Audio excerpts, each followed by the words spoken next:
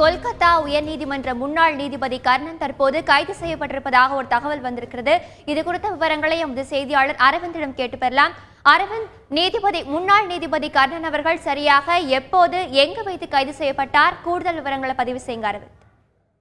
நீதிமன்ற அவமதிப்பு வழக்கில் உச்ச நீதிமன்றமானது முன்னாள் உயர்நீதிமன்ற நீதிபதி கர்ணனுக்கு 6 மாத சிறை தண்டனை விதித்திருந்தது. சரியாக மே 9ஆம் தேதி இவருக்கான இந்த 6 மாத சிறை தண்டனை விதித்திருந்தது உச்ச நீதிமன்றம். இந்நிலையில் மே 9ஆம் தேதியிலிருந்து இன்றைய சற்று நேரத்துக்கு முன்பாக வரை தொடர்ந்து தலைமறைவாகவே இருந்து வந்தார் நீதிபதி கர்ணன். அதாவது தொடர்ந்து 40 நாட்களுக்கு மேலாக தொடர்ந்து தலைமறைவாகவே இருந்து வந்தார் நீதிபதி கர்ணன். இந்நிலையில் சில தினங்களுக்கு முன்பாக தன்னுடைய உயர் நீதிமன்ற நீதிபதி என்ற பதவியும் அதாவது ஓய்வு பெறுகின்ற தருணத்திலும் அதனை தொடர்ந்து தலைமறைவாகவே இருந்து வந்தார். இந்நிலையில் சற்று நேரத்துக்கு முன்பாக கொல்கத்தா மற்றும் தமிழ்நாடு காவல்துறையினர் இருவருமே இணைந்து நீதிபதி கர்ணனை கோயம்புத்தூரில் கைது செய்திருப்பதாக தற்போது முதற்கட்ட தகவல் வெளியாகி இருக்கிறது.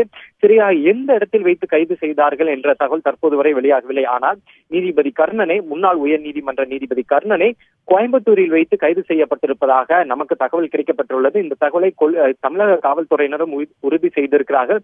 இதே போல கொல்கத்தா காவல்துறையினரும் இந்த தகவல் சற்று உறுதியானதுதான் என்ற தகவலை தற்போது தெரிவித்து வருகிறார்கள். இந்நிலையில் சரியாக எந்த இடத்தில் வைத்து கைது செய்யப்பட்டார் என்ற தகவல் தற்போது வரை வெளியாகவில்லை.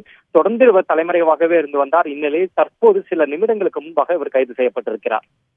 அரவிந்த், இப்போ முன்னாள் நீதிபதி கர்ணன் அவர்கள் தொடர்ந்து கோவையில் தான் வைத்திருக்கிறார்களா அல்லது எப்போது அவரை கோவையிலிருந்து கொல்கத்தாக்கு அழைத்து வருவார்கள்? இது குறித்த விவரங்கள் ஏதாவது இருக்கா?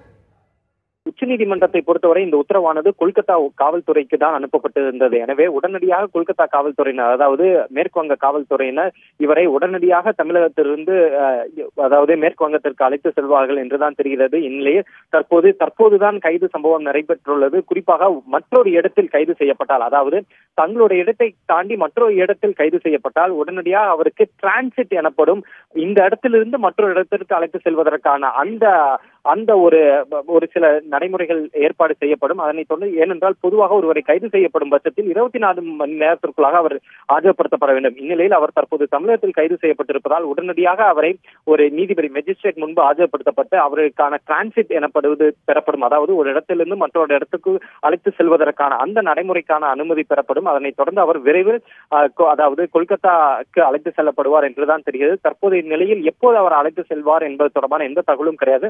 முதற்கட்ட தகவலாக அவர் தற்போது கோயம்புத்தூரில் கைது செய்யப்பட்டிருப்பதற்கான தகவல் மட்டுமே நமக்கு உறுதியாக கிடைக்கப்பட்டுள்ளது.